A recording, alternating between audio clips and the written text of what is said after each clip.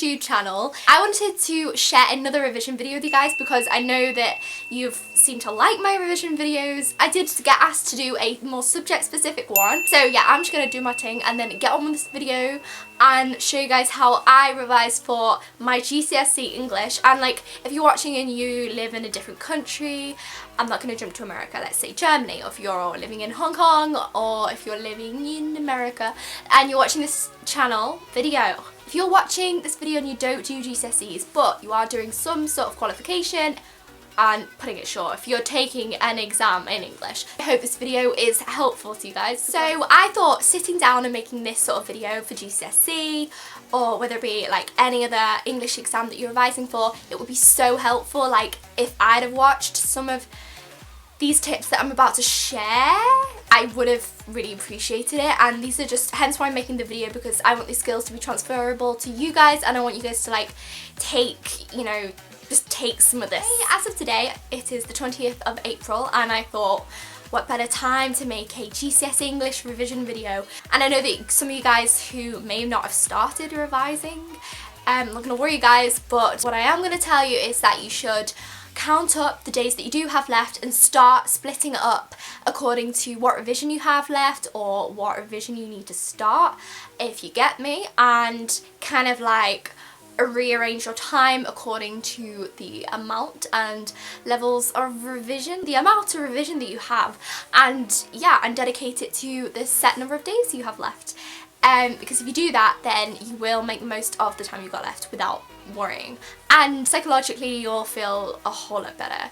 So yeah, so without further ado, let's just get straight into this English video. If you're a new watcher or subscriber or viewer, then it looks like I'm a GCSE student, which is fair because I haven't actually said that I am in year 12, but I thought I've been through the English GCSE, I sat it. I'm actually going to focus this video, like tailor it more to English literature so that you guys can like pick up my skills from there, because the English literature paper is a lot harder than English language, so they say.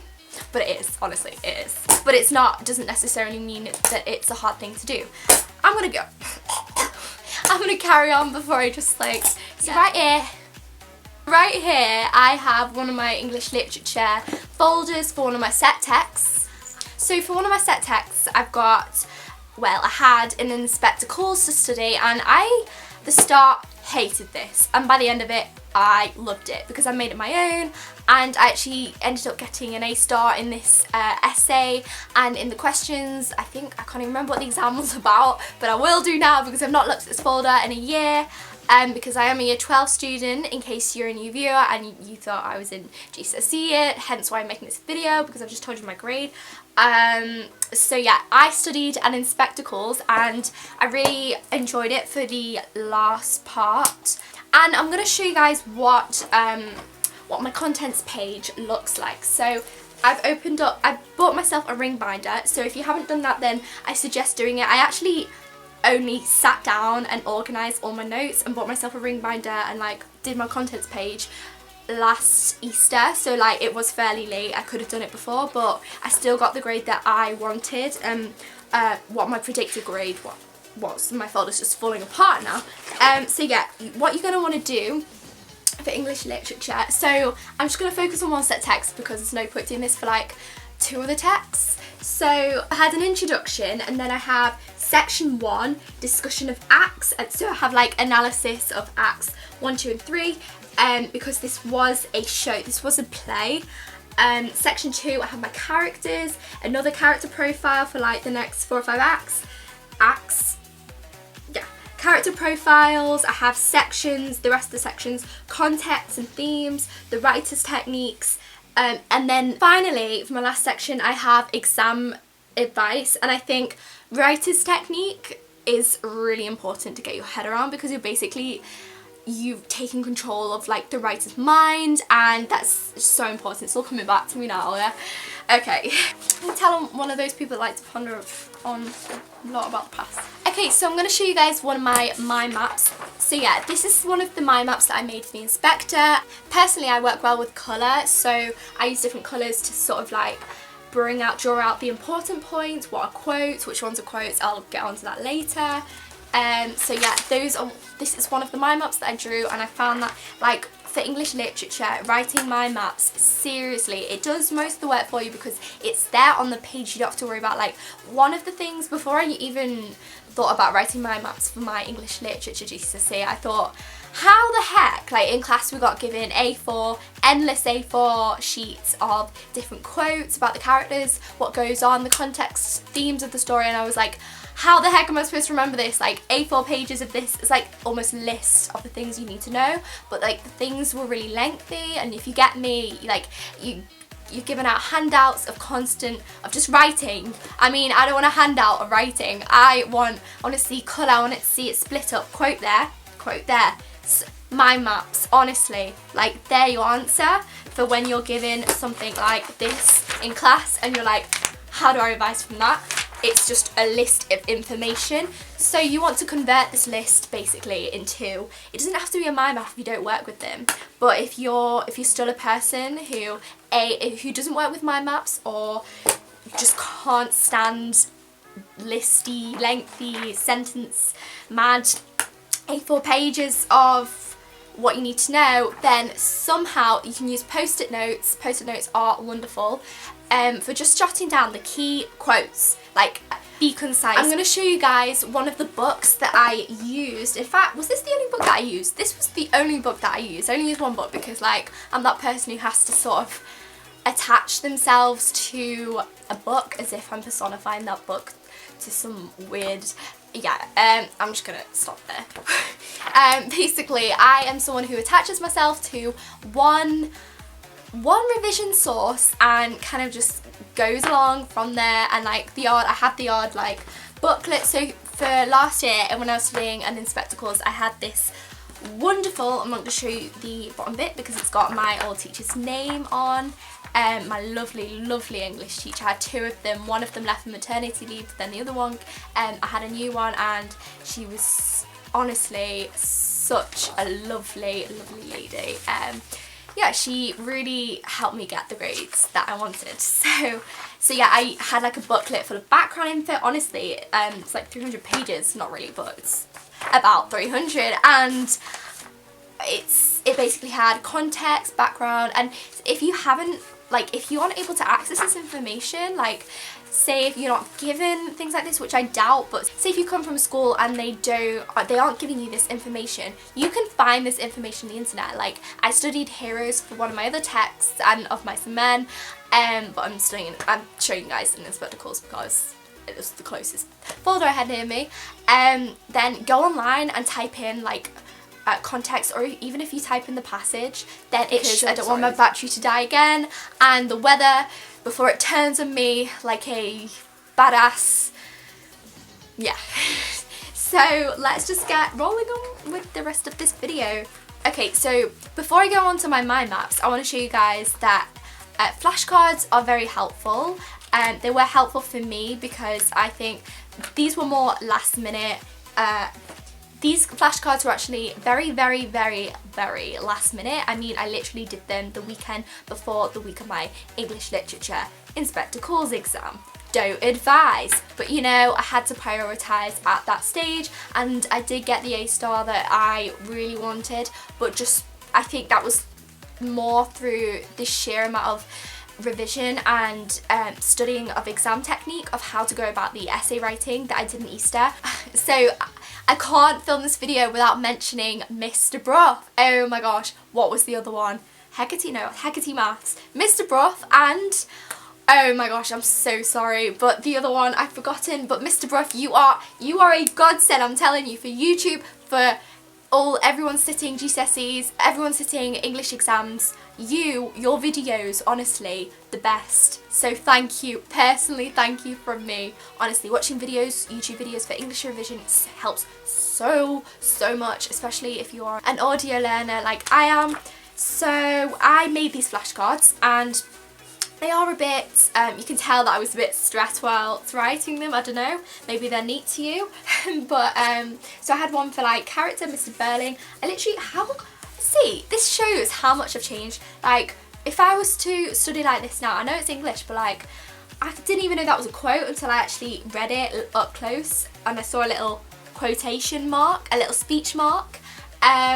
These are very unclear, so I don't know how I learned from them. I think I was just that panicked. So I did highlight some of the quotes. At that stage I must have been like, can't read them, better get highlighting. And I had Eve Smith. Basically I had all the characters on the flashcards, so I think that's what I did. I've got about 25 flashcards here, and I just basically wrote the characters down. And I think what I did was, I wrote some of the themes. Hang on, wait. Yeah, okay, so for some reason I have some of my mind maps for heroes, but I'm just going to show you guys them because I really wanted to relay the point on my mind maps and show you guys how I actually made them and how to make them if you don't know where to start. So I thought, why not show you some of my heroes mind maps, don't know why. But yeah, I had characters on flashcards for an spectacles, and then my context and themes, and also characters. Basically, what I want to say to you guys is that for an spectacles, I split up my characters on flashcards, and then the themes and context of the play I literally laid out on A4 pieces of paper. So therefore, to save myself from stressing and in order to be organised, I kind of just split it up, so like visually split up the workload, if you get me. So like characters on flashcards, paper, A4 paper, context and that, malarkey and history, so that I kind of knew where everything was without having to faff about with 100 sheets of paper looking for what's character and what's context. So that is something that I really do recommend, so you sort of can visually, like, you're visually aware of where all your notes are without having to look, if you get me. Just another psychological thing that helps with your revision. Okay, so I did have folders for each of my mind maps. I was a bit organised, especially towards the end.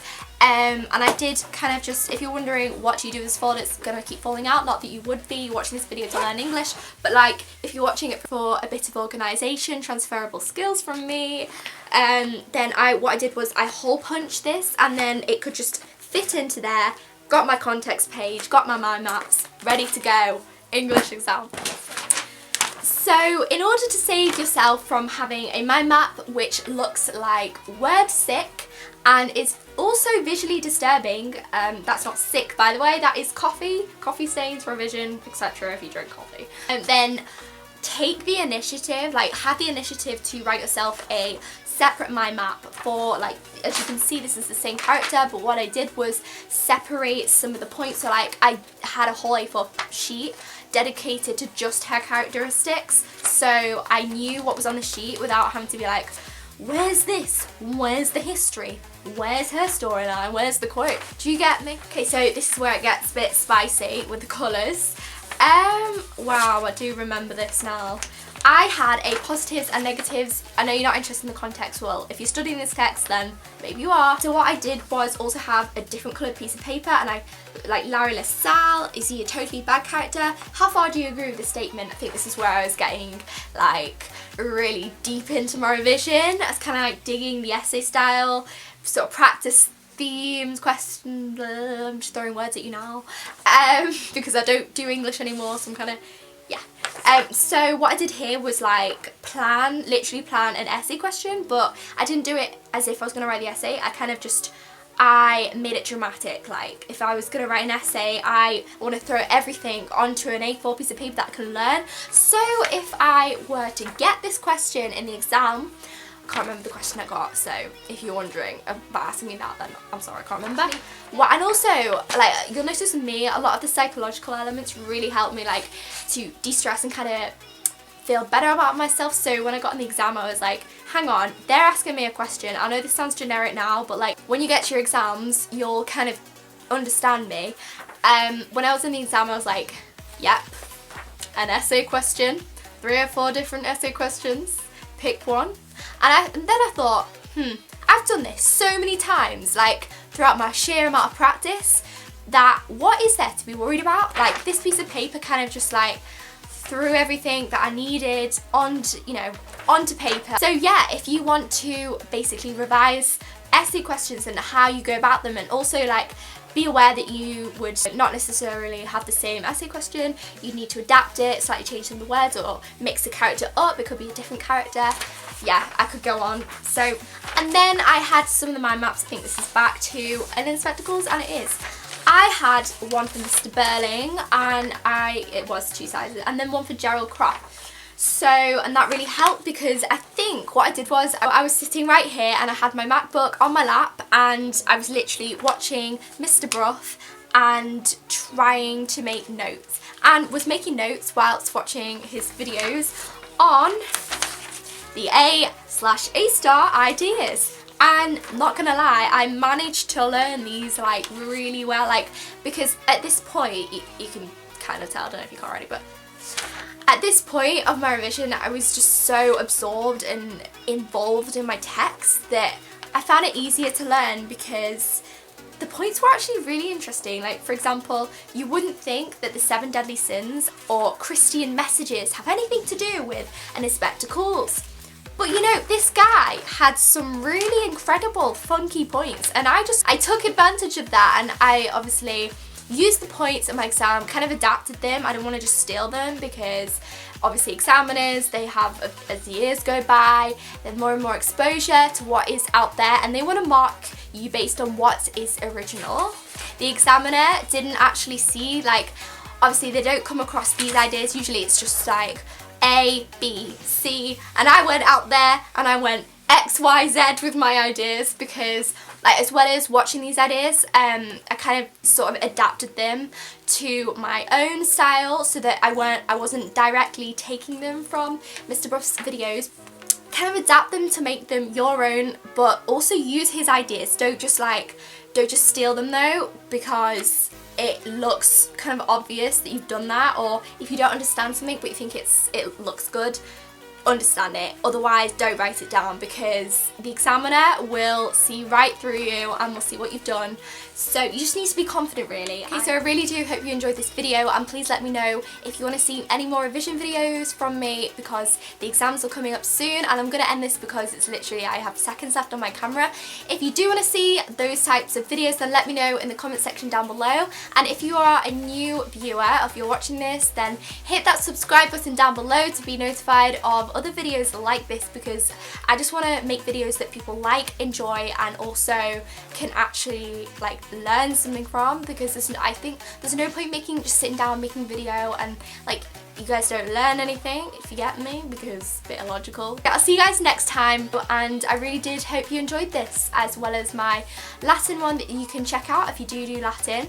And yeah, so I'll see you guys next time with another video. Bye everyone!